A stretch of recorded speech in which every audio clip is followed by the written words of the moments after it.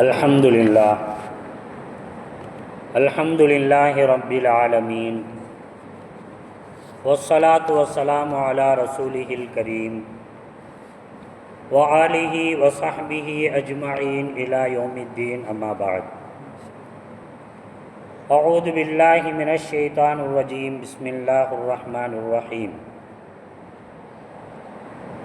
या अय्युहन्नासु इत्तक़ू रब्बकुमुल्लज़ी खलक़कुम मिन नफ्सिन वाहिदा व खलक़ मिनहा ज़ौजहा व बस्स मिनहुमा रिजालन कसीरन व निसाअ वत्तक़ुल्लाह अल्लज़ी तसाअलून बिही वल अर्हाम इन्नल्लाह कान अलैकुम रक़ीबा। या अय्युहल्लज़ीना आमनु इत्तक़ुल्लाह हक़्क़ तुक़ातिही व ला तमूतुन्ना इल्ला व अंतुम मुस्लिमून। या अय्युहल्लज़ीना आमनु इत्तक़ुल्लाह व क़ूलू क़ौलन सदीदन युस्लिह लकुम अअमालकुम व यग़फ़िर लकुम ज़ुनूबकुम व मन युतिइल्लाह व रसूलहु फ़क़द फ़ाज़ फ़ौज़न अज़ीमा। व क़ाल अल्लाहु फ़ी मौदिन आख़र क़ालतिल अअराबु आमन्ना क़ुल लम तुअमिनू वलाकिन क़ूलू अस्लमना वलम्मा यदख़ुलिल ईमानु फ़ी क़ुलूबिकुम। वक़ाल नबियुना सल्लल्लाहु अलैहि वसल्लम बदअल इस्लामु गरीबा फसयऊदु कमा बदअ तूबा लिमन गुरबा अव कमा क़ाल अलैहिस्सलातु वस्सलाम। புகழ் யாவும் அல்லாஹ் ஒருவன் மீதே உரித்தாகட்டுமாக.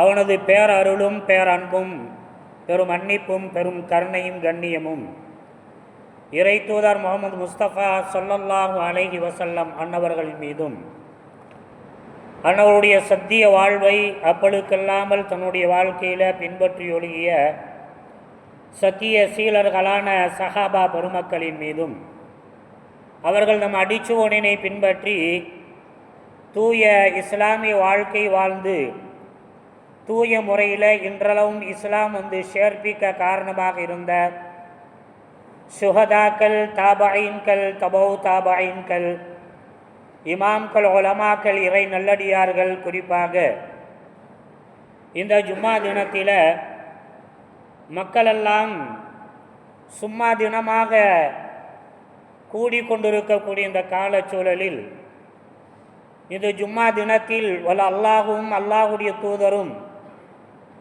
எவ்வாறு ஏவினார்களோ அதுபோலவே இறை தூதர் ஸல்லல்லாஹு அலைஹி வஸல்லம் அவருடைய ஏவல் விளக்கல் பிரகாரம் தன்னுடைய வாழ்க்கை அமைத்து கொண்டு அதன் அடிப்படையில் ஜும்மாவிற்காக வேண்டி முற்கூட்டியே அமர்ந்திருக்கக்கூடிய நம் யாவரின் மீதும் அல்லாஹுடைய பேரருளும் பேரன்பும் பெரும் மன்னிப்பும் பெரும் கருணையும் கண்ணியமும் என்றென்றும் நின்று நிலவட்டுமாக என்று பிரார்த்தித்த வண்ணமாக, அன்பார்ந்த இஸ்லாமிய சொந்தங்களே, சகோதரர்களே, அல்லாஹுடைய அளப்பெரும் கிருபை அவனால் படைக்கப்பட்டு அவனால் வாழ்வளிக்கப்படக்கூடிய மனித சமுதாயத்தில் ஒரு பெண்ணம்பெரியதொரு கூட்டம் படைத்த இரட்சகனான ஒரு அல்லாஹுவை மறந்தவர்களாக, நினைவூட்டினாலும் மறுக்கக்கூடியவர்களாக வாழ்ந்து கொண்டிருக்கக்கூடிய மக்களுக்கு மத்தியில் படைத்தவன் ஒருவன் இருக்கிறான், அவன்தான் அல்லாஹ். அந்த அல்லாஹ் நம்மை வீணுக்காக வேண்டி, விளையாட்டுக்காக வேண்டி படைக்கவில்லை. அவனை வணங்கி அவன் தந்திருக்கக்கூடிய இஸ்லாமிய இறை தூதர் ஸல்லல்லாஹு அலைஹி வஸல்லுடைய வாழ்வியலை பின்பற்றி கட்டுப்பட்டு வாழ வேண்டும் என்பதற்காக வேண்டிதான் நம்மை படைத்திருக்கிறான் என்று சொல்லக்கூடிய இந்த சத்தியத்தை ஏற்று மனப்பூர்வமாக புரிந்து அதன் அடிப்படையில் இஸ்லாமிய மார்க்கத்தை ஏற்று நடக்கக்கூடிய ஒரு பாக்கியத்தை, பக்குவத்தை வல்லவன் அல்லாஹ்வுக்கு சுப்ஹானஹு வ தஆலா நமக்கு தந்திருக்கிறான் என்று சொன்னால், இது அல்லாஹ் நம்ம மீது பொழிந்திருக்கக்கூடிய மகத்தான பேரருள் என்பதை இந்த இடத்துல நாம் நினைவு கொள்ள கடமைப்பட்டிருக்கிறோம். அன்பானவர்களே, இந்த உண்மையை புரிந்து கொண்டால் மட்டுமே ஒரு முஸ்லீம் உன்னதமான உண்மையான முஸ்லீமாக வாழ்ந்து அல்லாஹுவை மரணித்து சந்திக்கக்கூடிய ஒரு பெரும்பாகியத்தை அடைய முடியும் என்பதையும் இந்த இடத்தில நினைவு கூற கடமைப்பட்டிருக்கிறேன். அன்பார்ந்தவர்களே, இன்றைக்கு நாமெல்லாம் முஸ்லிம்கள், நாமெல்லாம் இஸ்லாமியர்கள். அதை சொல்லிக்கொள்வதில் பெருமை கொள்ளக்கூடியவர்கள், உவகை கொள்ளக்கூடியவர்களாக நாம் இன்றைக்கு இருந்து கொண்டிருக்கிறோம். மாறுதட்டி தன்னை முஸ்லீம் என்று சொல்லிக்கொள்வதில் பெருமை கொள்ளக்கூடியவர்களாக இருக்குகிறோம் என்று சொன்னால், எந்த அடிப்படையில் நாம் முஸ்லீம்கள் இஸ்லாமியர்கள் என்ற அடிப்படையில் பெருமை பாராட்ட நாம் தகுதியுள்ளவர்களாக இருக்கிறோம் என்பதை இந்த இடத்தில ஒருகம் நாம் நினைவு கொள்ள கடமைப்பட்டிருக்கிறோம். அன்பார்ந்தவர்களே, அல்லாஹுக்கு சுப்ஹானஹு வ தஆலா இந்த மார்க்கத்தை நமக்கு புத்துணர்வு ஊட்டக்கூடிய வகையில் மக்கத்து குறைஷிகளாக வாழ்ந்த அந்த மக்களுக்கு மத்தியில் அல்லாஹுடைய தூதர் ஸல்லல்லாஹு அலைஹி வஸல்லம் அவர்கள் இந்த இஸ்லாத்தை, இந்த இஸ்லாமிய மார்க்கத்தை அல்லாஹ்வின் புறத்திலிருந்து புத்துயிர் ஊட்டுவதற்காக வேண்டி வந்த அந்த காலத்தோடு நாம் உரசி பார்த்து நம்முடைய கால வாழ்க்கை, இன்றைக்கு நாமும் முஸ்லீம் என்று சொல்கிறோம். அல்லாஹுடைய தூதர் ஸல்லல்லாஹு அலைஹி வஸல்லம் அவர்களை நபி என ஏற்றுக்கொண்டிருப்பதாக பிரஸ்தாபித்து கொண்டிருக்கிறோம். அதே போன்று அன்றைய மக்கத்து குறைஷிகள் எப்படி வாழ்ந்தார்கள் என்று சொல்லக்கூடிய அந்த சிந்தனையை இங்கே அடிபோட நாம் கடமைப்பட்டிருக்கிறோம். அன்பார்ந்தவர்களே, அந்த மக்கத்து குறைஷிகளை இன்றளவும் நாம் என்ன செய்கிறோம்? யாரெல்லாம் அல்லாஹுடைய தூதர் ஸல்லல்லாஹு அலைஹி வஸல்லம் அவர்களுடைய அழைப்பை மனப்பூர்வமாக ஏற்றுக்கொள்ளாதவர்களாக இருந்தார்களோ அத்தனை பேர்களும் நாம் அழைக்கக்கூடிய, அடையாளப்படுத்தக்கூடிய சொல் என்ன? மக்கத்து குஃபார்கள், மக்கத்து காஃபிர்கள் என்று சொல்லக்கூடிய அடையாள பெயரைத்தான் இன்றவும் நம்மில ஒவ்வொருவர்களும் சொல்லிக் கொண்டிருக்கிறோம். அப்படி சொல்லிக் கொண்டிருக்கக்கூடிய நாம் அந்த வார்த்தைக்கு எப்படி புரிதல் கொண்டிருக்கிறோம் என்பதை இந்த இடத்திலே நாம் நினைவு கொள்ள கடமைப்பட்டிருக்கிறோம். அன்பானவர்களே, சகோதர சகோதரிகளே, அன்றைய மக்கத்து குறைஷிகள் யாருடைய வாரிசுகள், யாரை பின்பற்றுவதாக அன்றைக்கு அவர்கள் தன்னை அடையாளப்படுத்தி கொண்டார்கள்? ஏதோ மாற்றார்களை பின்பற்றுவதாக சொன்னார்களா? மாற்று சமயத்தை பின்பற்றுவதாக சொன்னார்களா? அல்லது மாற்று அந்த மத நம்பிக்கையுடையவர்களை பின்பற்றுவதாக சொன்னார்களா?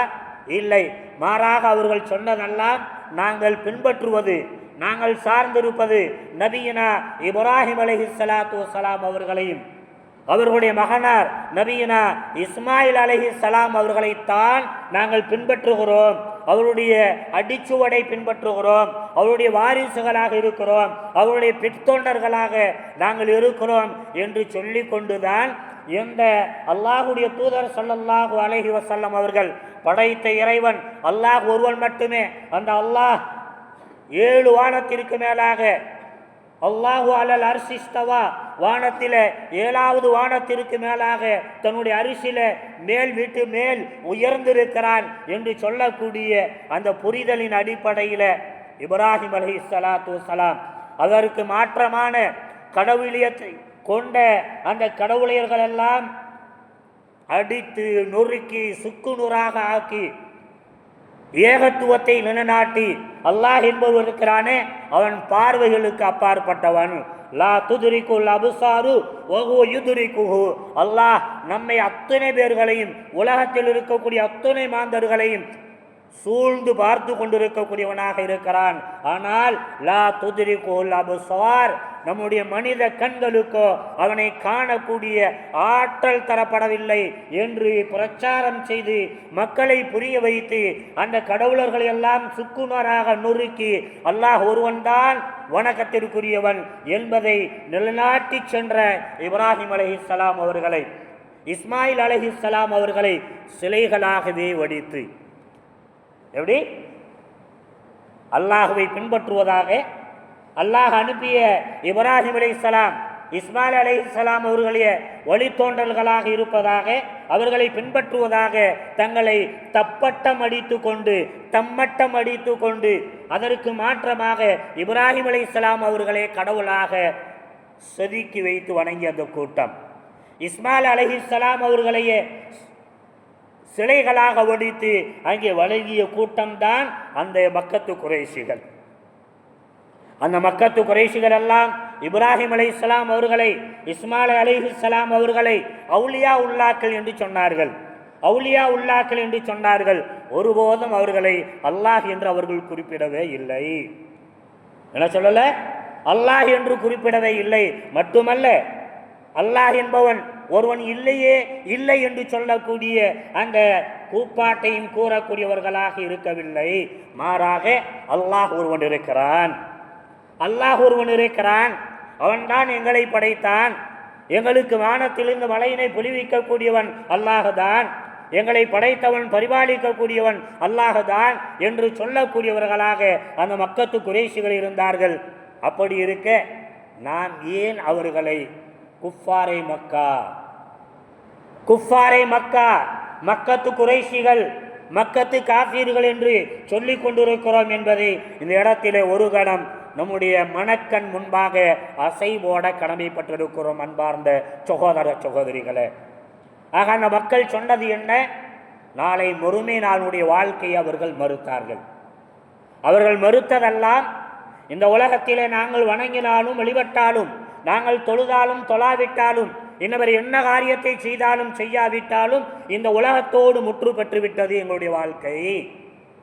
நாளை மறுமை நாள் என்று சொல்லக்கூடிய அப்படி ஒரு நாள், அப்படி ஒரு காலம், அப்படிப்பட்ட தீர்ப்பிற்குரிய நாள், சுவனம் நரகம் என்று சொல்லக்கூடிய யாதொன்றும் இல்லை, யாதொன்றும் இல்லை என்று மறுக்கக்கூடியவர்களாக இருந்தார்கள். அல்லாமல் அல்லாஹ்வை மறுக்கக்கூடியவர்களாக அவர்கள் இருக்கவில்லை.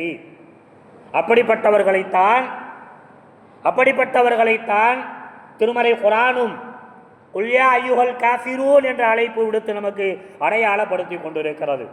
நாமும் அந்த மக்களை காஃபீர்கள், குஃபார்கள் என்று சொல்லிக் கொண்டிருக்கிறோம் என்று சொன்னால், அந்த மக்களுடைய சிந்தனை செயலிலிருந்து இன்றைக்கு முஸ்லீம் என்று சொல்லிக் கொண்டிருக்கக்கூடிய நம்மில் ஒட்டுமொத்த நபர்களும் எதிலே ஒன்றுபட்டிருக்கிறோம், எதிலே வேறுபட்டிருக்கிறோம்.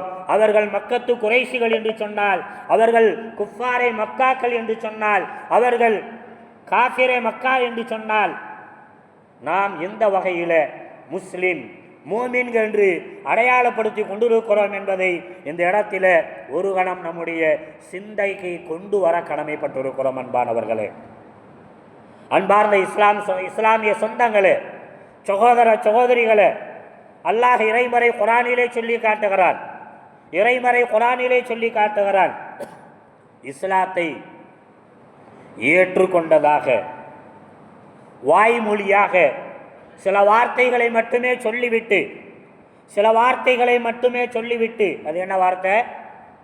நம்ம எல்லாமே சொல்லுவோம், லா இலாஹ இல்லல்லாஹ் முஹம்மது ரசூலுல்லாஹ். எல்லாரும் சொல்கிறோமா? சொல்லாத மக்களும் கூட நிறைய பேர் இருக்கிறாங்க. இதை சொல்லாத மக்கள் என்ன செய்கிறாங்க? நிறைய முஸ்லீம்கள் இருக்கிறார்கள். அப்படிப்பட்டவர்களும் தன்னை முஸ்லீம் என்று அடையாளப்படுத்திக் கொள்கிறார்கள். என்ன விந்தை, என்ன ஒரு ஆச்சரியம்! லா இலாஹ இல்லல்லாஹ் முஹம்மது ரசூலுல்லாஹ் என்று மொழியாதவர்களும், அந்த மொழிக்கான அர்த்தங்களை விளக்கங்களை தெரியாதவர்களும், அந்த மொழிக்கான விளக்கத்தையும் அர்த்தத்தையும் தன்னுடைய வாழ்க்கையில் ஏற்று நடைமுறைப்படுத்தாதவர்களும் இன்றைக்கு முஸ்லீம் என்று சொல்லிக் கொண்டிருக்கிறோம் என்று சொன்னால், அன்பானவர்களே, அன்றைக்கு அல்லாஹ் என்று சொல்லிக்கொண்டு இப்ராஹிம் அலைஹிஸ்ஸலாம் அவர்களை கடவுளாக பாவித்தவர்கள், இஸ்மாயில் அலைஹிஸ்ஸலாம் அவர்களை கடவுளாக பாவித்தவர்கள், தொழுகையின் மூலமாக நாளை மறுமை நாளிலே யோமுல் கியாமாவிலே நாங்கள் சுவர்க்கத்தை அடைய வேண்டும் என்று சொல்லக்கூடிய நம்பிக்கையற்றவர்களாக, செயலற்றவர்களாக இருந்த அந்த மக்கள் மக்கத்து குஃபார்கள் என்று சொன்னால், மக்கத்து குஃபார்கள் என்று சொன்னால், காஃபிரை மக்காக்கள் என்று சொன்னால் நாம் யார்? இன்றைக்கு தொழாத, கலிமாவை உரிய முறையில் மொழியாத, அந்த கலிமாவுடைய நம்ம வாழ்க்கையில் கொண்டு வராத, வெறுமனே பேராங்கிகளாக இருக்கக்கூடிய நாம் யார் என்பதை இந்த இடத்தில் உரசி பார்க்க கடமைப்பட்டிருக்கிறோம். அன்பான இஸ்லாமிய சொந்தங்களே, சகோதரர்களே, இதை உரசி பார்த்தால்தான் நாம் சரியான முஸ்லீம்களாக தன்னை தேர்ந்தெடுத்து தனிப்படுத்தி நாளை மறுமை நாளில் அல்லாஹ்விடத்தில் முஸ்லீம்களாக நாம் ஒப்புவித்து கொள்ள முடியும், சந்திக்க முடியும். இல்லை என்று சொன்னால் அல்லாஹ்விடத்தில் அப்துல் காதராக, ஹதீஜாக்களாக, இன்ன பிற இஸ்லாமிய பெயர் தாங்கிகளாக இந்த நாட்டினுடைய அத்துணை தஸ்தாவேஜுகளிலும், ரேஷன் கார்டுகளிலும், ஆதார் கார்டுகளிலும், இன்ன பிற ஆதாரங்களிலும் முஸ்லீம் என்ற பெயரை சூட்டி இருக்கக்கூடிய நாம் நாளை மறுமை நாளில் அல்லாஹ் தீர்ப்பளிக்கக்கூடிய லௌஹுல் மஹ்ஃபூலில் உலகம் தொடங்கியது முதல் உலகம் அழிவது வரை யார் எப்படிப்பட்டவர்கள் என்று சொல்லக்கூடிய அடையாளத்தை அல்லாஹ் பதித்து வைத்திருக்கிறானே. அந்த லௌஹுல் மஹ்ஃபூலில் நாம் முஸ்லீமாக பதிவு செய்யப்பட வேண்டுமா, அல்லது ரேஷன் கார்டில் இருந்தால் மட்டும் போதுமானதா, ஆதார் கார்டில் இருந்தால் மட்டும் போதுமானதா என்பதை நாம் இங்கே ஒரு கணம் நம்முடைய மனக்கண் முன்பாக முன்வைத்து யோசித்து தூசி தட்டி அதனை சரிபார்க்க கடமைப்பட்டிருக்கிறோம். வல்லவன் அல்லாஹுக்கு சுப்ஹானஹு வ தஆலா அல்லாஹுடைய தூதர் ஸல்லல்லாஹு அலைஹி வஸல்லம் அவர்களுடைய வாழக்கூடிய காலகட்டத்தில் நம்மை போன்ற வார்த்தை பெயர் தாங்கி முஸ்லிம்களும் இருந்தார்கள். வார்த்தைதாரிகளாக பேர்நாங்கிகளான முஸ்லிம்களும் இருந்தார்கள். தொழுகையை கடைபிடிக்காதவர்களாக இருந்தார்கள்.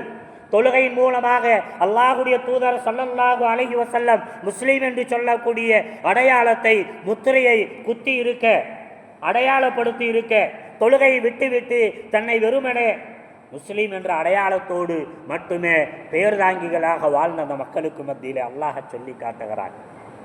நபி அழைத்து சொல்லுகிறான், டிக்ளேர் பண்ண சொல்றான். என்னன்னு சொல்றான்?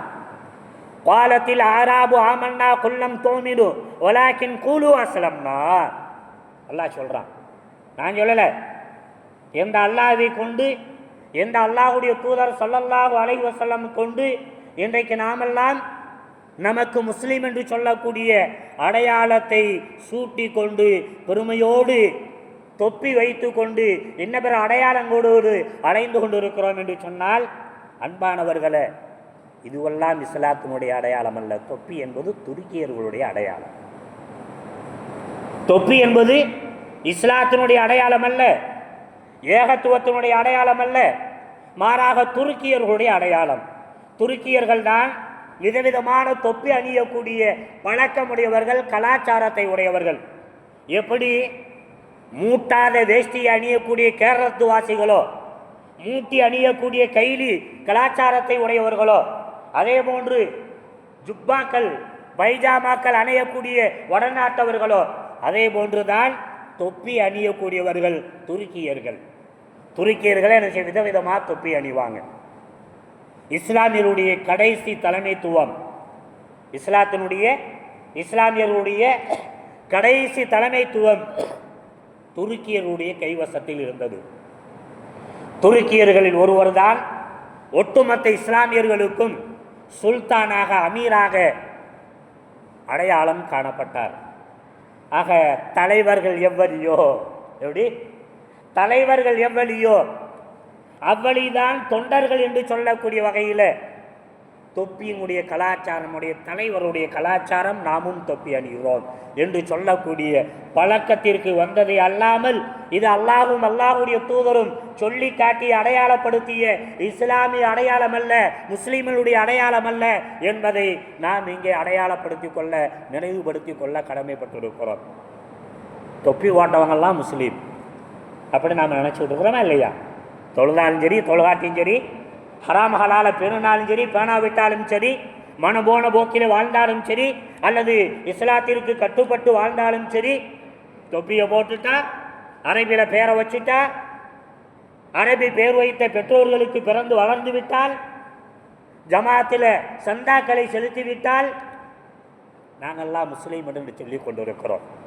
அதே மாதிரி ஒரு கூட்டம் அல்லாஹுடைய தூதர் ஸல்லல்லாஹு அலைஹி வஸல்லம் காலத்தில் சொல்லி கொண்டிருந்தார்கள். இஸ்லாத்தை ஃபாலோ பண்ண மாட்டாங்க. வகியை பற்றி அவங்களுக்கு கவலையே கிடையாது. பேரை மட்டும் வச்சுட்டு ரசூலுல்லாஹ் கையை பற்றி அஷ்ஹது அன்ன லா இலாஹ இல்லல்லாஹ் வ அஷ்ஹது அன்ன முஹம்மது ரசூலுல்லாஹ் சொன்னதோடு சரி.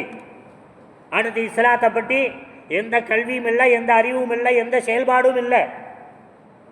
ஏதோ வாரத்துக்கு வந்தால் நம்மளை மாதிரி வாராந்தர முஸ்லீம்கள், பெருநாள் முஸ்லீம்கள் என்பதை போன்ற ஒரு கூட்டமும் வாழ்ந்தார்கள். தன்னை முஸ்லீம் என்று அடையாளப்படுத்தி கொண்டாங்க. அப்படி சொன்னவர்களைத்தான் அல்லாஹ் அழைத்து சொல்கிறான். அப்படிப்பட்ட நிலையில் நானும் நீங்களும் இருந்தால் நாம் மாற்றிக்கொள்ள கடமைப்பட்டவர்கள். இல்லை என்று சொன்னால் நம்மை நாமே பெருமையோடு முஸ்லீம் என்று சொல்லிக் கொண்டாலும் அல்லாஹுவால் பெருமைப்படுத்தப்படக்கூடிய முஸ்லீம்களாக இராமல் போய்விடுவோம் என்பதை இந்த இடத்தில் எச்சரிக்க வேண்டிய கடமை எனக்கு இருக்கிறது என்பதை நினைவூட்டிக் கொள்கிறேன்.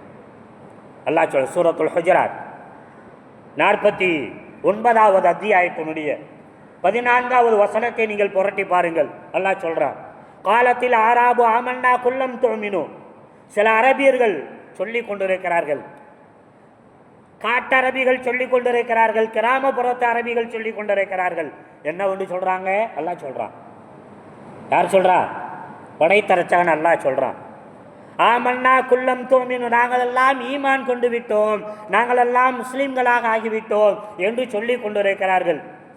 நபி, அந்த மக்களுக்கு நீங்கள் சொல்லுங்க, குல்லம் துமினு, அவங்க ஈமான் கொள்ளல, அவங்க முஸ்லீம்களாக ஆகல, அவங்க முஸ்லீம்களாக கட்டுப்பட்டவர்களாக ஆகவில்லை என்று அந்த மக்களுக்கு நீங்கள் சொல்லுங்கள் யா நபியே என்று அல்லாஹுடைய தூதர் ஸல்லல்லாஹு அலைஹி வஸல்லம் அவர்களை பார்த்து அல்லாஹ் சொல்கிறான் என்று சொன்னால், அதே பண்போடு நானும் நீங்களும் இருந்தால் இந்த வசனத்தால் மூமின்கள் அல்ல என்று அல்லாஹுவாலேயே ஓரம் கட்டப்படக்கூடிய, விரட்டி அடிக்கப்படக்கூடியவர்களாக நாம் ஆகிவிடுவோம் என்பதை கவனத்தில் கொள்ள கடமைப்பட்டிருக்கிறோம்.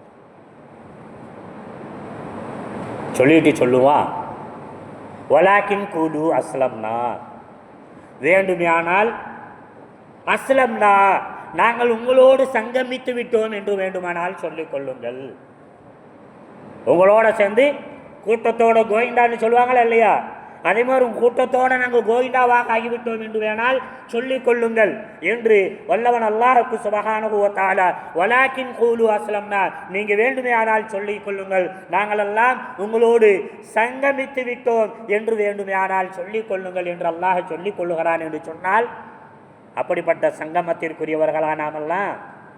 அப்படி சங்கமிச்சுட்டா நாம் அல்லாஹ்ட்ட சொர்க்கத்தை அடைஞ்சிட முடியுமா என்பதை இங்கே ஒரு கணம் யோசிக்க கடமைப்பட்டிருக்கிறோம். ஏன் அல்லாஹ் அப்படி சொல்கிறான்? சங்கமிச்சுட்டோன்னா கூட்டத்தோட கோவிந்தாவாக என்ன கிடைக்குதோ அதை பெற்றுக்கொள்வீங்க.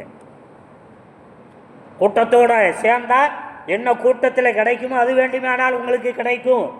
ஆனால் நாளை மறுமை நாளில் அல்லாஹ் ஈமானை, இஸ்லாமை மையப்படுத்தி தரக்கூடிய எந்த பிரதிபலனும், எந்த அன்பளிப்பும், சுவன பாகியமும் உங்களுக்கு கிட்டாமல் போய்விடும் என்பதை நீங்கள் கவனத்தில் கொள்ளுங்கள் என்று சொல்லுவதோடு மட்டுமல்லாமல், வலம்மா யதுகுலில் ஈமானு ஃபீ குலூபிக்கும், அவருடைய உள்ளத்தில் ஈமான் என்று சொல்லக்கூடிய அந்த ஜோதி, அந்த நம்பிக்கை, அந்த கட்டுப்பாடு, அந்த இஸ்லாமிய செயல்பாடு நுழையவே இல்லை என்று அல்லாஹ் சொல்லுகிறான் என்று சொன்னால், நான் சொல்லலைங்க, இதுனா ஆலிம் சவந்தரமெல்லாம் தொழாத மலையெல்லாம் ஹராமஹலால் பேணாமல் எப்படியோ சம்பாரித்து எப்படி செலவழித்து இருக்கிறவங்களெல்லாம் இப்படி பட்டம் சொல்கிறாருன்னு கோச்சிக்கிறாதீங்க. இது சொல்கிறத அல்லாஹ் படைத்தரச்சகன் சொல்லி காட்டுகிறான். இஸ்லாத்தினுடைய உரிமையாளன் சொல்லி காட்டி கொண்டிருக்கிறான். இஸ்லாத்தை தந்தவன் சொல்லி கொண்டிருக்கிறான். ஏனென்று சொன்னால், இஸ்லாம் நம்முடைய பாட்டன் முப்பாட்டன் வாரிசு சொத்தல்ல. பாட்டை முப்பாட்டனுடைய வாரிசு சொத்தா? இது வாரிசு சொத்து கிடையாது. அல்லாஹ் திருமறை குர்ஆன் 3வது அத்தியாயத்தினுடைய 19வது வசனத்தை சொல்லி காட்டுகிறான். இன்னத்தீன இந்தல்லாஹில் இஸ்லாம், அல்லாஹ்விடத்தில் அல்லாஹ்வால் அங்கீகரிக்கப்பட்ட மார்க்கம்தான் இஸ்லாம். ஆக இஸ்லாத்தினுடைய சொந்தக்காரன் சொல்லுகிறான். வெறுமனே பெயர் தாங்கிகளாக இருக்கக்கூடிய காட்டரபிகளை பார்த்து சொல்லி காட்டுகிறாள், நீங்கள் மூமின்காக ஆகவில்லை, நீங்கள் இஸ்லாத்திலே நுழைவே இல்லை, உங்களுடைய உள்ளத்தில் ஈமான் குடிபுகுவே இல்லை என்று சொல்லுகிறார் என்று சொன்னால், அவர்கள் தொழாதவர்களாக இருந்தார்கள், இஸ்லாத்தை படிக்காதவர்களாக இருந்தார்கள். ரசூலுல்லாஹ் பார்த்து கலிமா சொல்லி இஸ்லாத்தை ஏற்றுக்கொண்டதோட சரி, கிராமத்துக்கு போனாங்க, தன்னுடைய வாழ்க்கைக்கு வேண்டியதை தேடினாங்க, அதே கதி, அதே சாப்பிட்டோம், உண்டோம், உடுத்தணும், கழிச்சோம், அப்படியே இருந்தாங்க. அப்படிப்பட்டவர்களை பார்த்து தான் அல்லாஹ் சொல்லி காட்டுறான், உங்களுடைய உள்ளங்களில் ஈமான் புகவில்லை என்று சொன்னால், அப்படிப்பட்ட வாழ்க்கை நம்மளை எத்தனை பேர்கள் இன்றைக்கு வாழ்ந்து கொண்டு இருக்கிறோம். இன்றைக்கு தன்னை முஸ்லீம் என்று இந்த நாளினுடைய தொடக்கத்திலே ஃபஜ்ரை தொழுததின் மூலமாக இங்கே குழுமி இருக்கக்கூடிய நம்மளை எத்தனை பேர்கள் தொழுகையின் மூலமாக தன்னை முஸ்லீம் என்று அல்லாஹ்விடத்தில் ஒப்புவித்துக் கொண்டவர்கள் எத்தனை பேர்கள்? காலை சுபுவுக்கு பார்த்தேன், ஒரு சஃப்பு தான் இருந்துச்சு. இப்போ 3 சஃப்பு கொள்ளளவுக்கெல்லாம் மக்கள் எல்லாம் உட்கார்ந்துருக்கீங்க.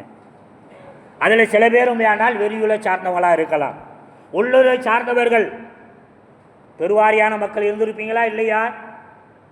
அந்த மக்கள் தன்னை முஸ்லீமாக அடையாளப்படுத்திக் கொள்வதற்கு அந்த மக்களுக்கு காட்டரபிகள் சொன்னார்களே, வெறுமனை களிமா சொல்லி இஸ்லாமிய பெயர்களை வைத்து கொண்டு தொழாதவர்களாக, ஹராம் ஹலாலை பேணாதவர்களாக தன்னை முஸ்லீம் என்று அடையாளப்படுத்தி கொண்டிருந்தார்களே, அப்படிப்பட்டவர்களை பார்த்து அல்லாஹ் ஹுஜராத்தினுடைய 49வது அத்தியாயத்தினுடைய 14வது வசனத்தில் அடையாளப்படுத்துகிறானே, அப்படிப்பட்டவர்களாக தொழாத, ஹராம் ஹலாலை பேணாத, ஃபஜ்ரை கூட நிறைவேற்றாதவர்களாக இருந்திருந்தால், நான் சொல்லலைங்க, என்னை கோவிச்சுக்கிற கூடாது, திரும்ப திரும்ப சொல்கிறேன், நான் சொல்லலை, நீங்கள் ஏற்றுக்கொண்டிருக்கக்கூடிய, நாம் ஏற்றுக்கொண்டிருக்கக்கூடிய அல்லாஹுடைய மறையான திருமறை குர்ஆனுடைய அத்தியாயமான 49வது அத்தியாயத்தினுடைய சூரத்துல் ஹுஜராத் சொல்லிக் கொண்டிருக்கிறது, பைனல் அப்தி வ பைனல் குஃப்ரி தர்குஸ் ஸலா. அல்லாஹுடைய தூதர் ஸல்லல்லாஹு அலைஹி வஸல்லம் சொன்னாங்க, ஒரு முஸ்லிமுக்கான அடையாளம் தொழுகை, ஒரு முஸ்லிமாக இல்லாத காஃபிருக்கான அடையாளம் தொழுகையை விட்டு விடுவது. யார் சொன்னா?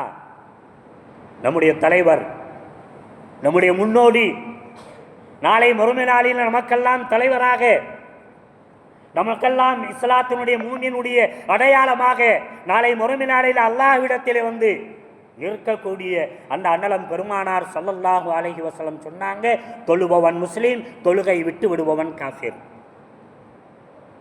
அப்படி என்று சொன்னால் தொழுகை விட்டவர்கள் எல்லாம், தொழுகையை கடைபிடிக்காதவர்கள் எல்லாம், ஹராம் ஹலாலை பேணாதவர்கள் எல்லாம் இங்கே வீட்டிருப்பீர்கள் என்று சொன்னால், நீங்கள் யார்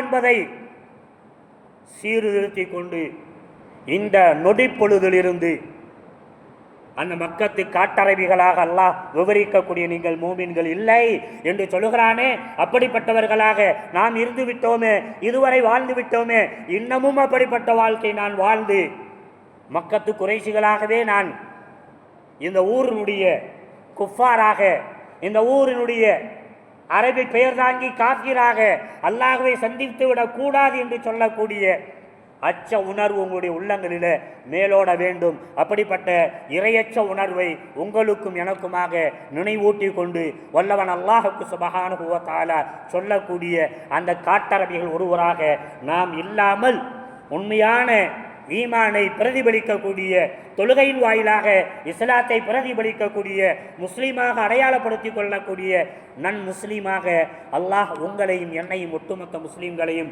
ஆக்கியல் புரிவானாக என்று பிரார்த்தித்து இந்த முதல் உரையை நிறைவு செய்கிறேன். வமா அலைனா இல்லல் பலாகுல் முபீன். வஸ்ஸலாமு அலைக்கும் வரஹ்மத்துல்லாஹி வபரகாத்துஹு. அல்லாஹும்ம ஸப்பித் கதமி அலா தீனிக். اللهم اعز الاسلام والمسلمين فانصرنا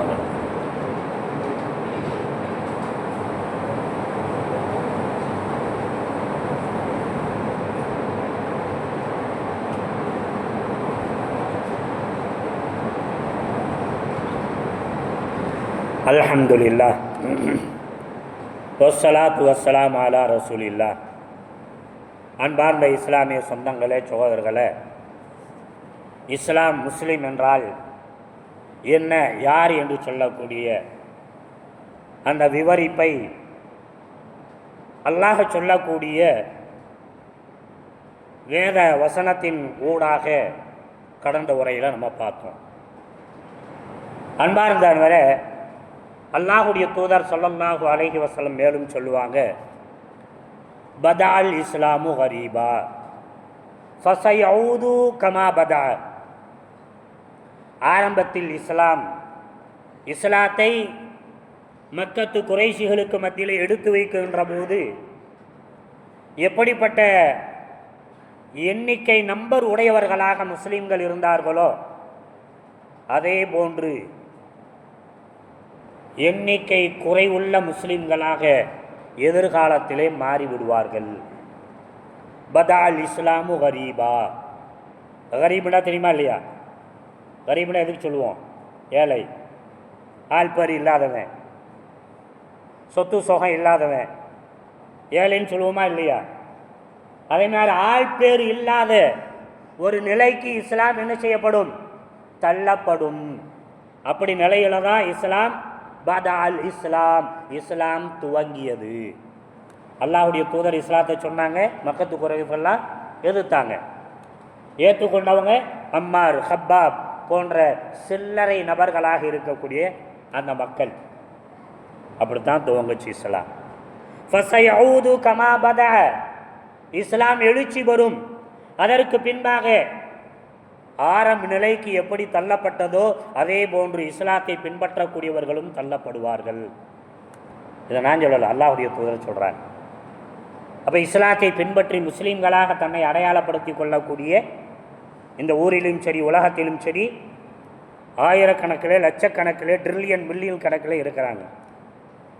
ஆனால் தொழுகை மூலமாக, ஹராம் ஹலாலை பேணுவதன் மூலமாக தன்னை இஸ்லாமியர்களாக, முஸ்லீம்களாக அடையாளப்படுத்தி கொள்ளக்கூடியவங்க எத்தனை பேர்? விரல் விட்டு எண்ணலாம். 1 2 3 10 15 அப்படித்தானே இருக்கிறோம். அதைத்தான் அல்லாஹ்வுடைய தூதர் ஸல்லல்லாஹு அலைஹி வஸல்லம் அவர்கள் இஸ்லாம் ஏழ்மை நிலைக்கு, ஆதரவற்ற நிலைக்கு, நம்பர் குறைவான நிலைக்கு தள்ளப்படும். அப்படிப்பட்ட காலத்தில் தூபா லிமன் குரபா, குறைவான மக்களாக இஸ்லாத்தை தொழுகையின் வாயிலாக, ஹராம் ஹலாலை பேணுவதின் வாயிலாக தன்னை யார் அடையாளப்படுத்தி கொள்கிறார்களோ, தன்னை வாழ்வித்து கொண்டுகிறார்களோ அப்படிப்பட்டவர்களுக்கு அல்லாஹ்வுடைய தூதர் ஸல்லல்லாஹு அலைஹி வஸல்லம் தூபா, அவர்களுக்கு சுபச்சோபனம் உண்டாவதாக, அவர்களுக்கு வாழ்த்து உண்டாகுவதாக, அவர்களுக்கு அல்லாஹ்வுடைய அருள் பொழியப்படுவதாக என்று பிரார்த்தித்து விட்டு சென்றிருக்கிறார்கள் என்று சொன்னால், அன்பார்ந்த இஸ்லாமிய சொந்தங்களே, அல்லாஹ்வுடைய தூதர் ஸல்லல்லாஹு அலைஹி வஸல்லமுடைய அந்த வாழ்த்தில உங்களுக்கு பங்கு வேணுமா வேணாமா? எனக்கு பங்கு வேணும். அதனால் நான் என்ன செய்கிறேன்? தொழுகையின் வாயிலாக தன்னை முஸ்லீம் என்று அடையாளப்படுத்திக் கொள்கிறேன். ஹராம ஹலாலை என்னால் முடிந்த அளவுக்கு பேணுவதன் மூலமாக அடையாளப்படுத்திக் கொள்கிறேன். நீங்களே ஒவ்வொருவரும் அப்படிப்பட்ட அடையாளத்தை வெளிப்படுத்தினால் நீங்கள் யார்? நீங்கள் யாருங்க? அல்லாஹ்வுடைய தூதர் ஸல்லல்லாஹு அலைஹி வஸல்லம் அவர்களால் வாழ்த்தை பெற்றவர்கள், பிரார்த்தனையை பெற்றவர்கள், அல்லாஹ்வுடைய அருளுக்காக வேண்டி வேண்டுகோள் விடுக்கப்பட்டவர்கள் என்பதை பெருமையோடு உள்ளத்தில் இருத்தி கொள்ள கடமைப்பட்டிருக்கிறீர்கள்.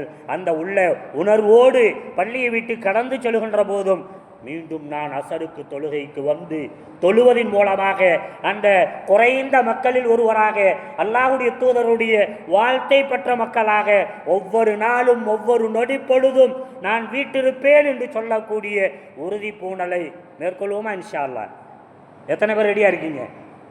இன்ஷா அல்லாஹ். வல்லவன் அல்லாஹுக்கு சுப்ஹானஹு வ தஆலா நம்மில் ஒவ்வொருவர்களையும் அல்லாஹ்வுடைய தூதர் அடையாளப்படுத்தக்கூடிய அப்படிப்பட்ட அல்லாஹ்வுடைய தூதர் ஸல்லல்லாஹு அலைஹி வஸல்லம் வாழ்த்தை பெறக்கூடிய நன் முஸ்லீம்களாக வல்லவன் அல்லாஹ் உங்களையும் என்னையும் தேர்ந்தெடுத்து விருஞ்சொல்வானாக என்று பிரார்த்தித்து நிறைவு செய்கிறேன்.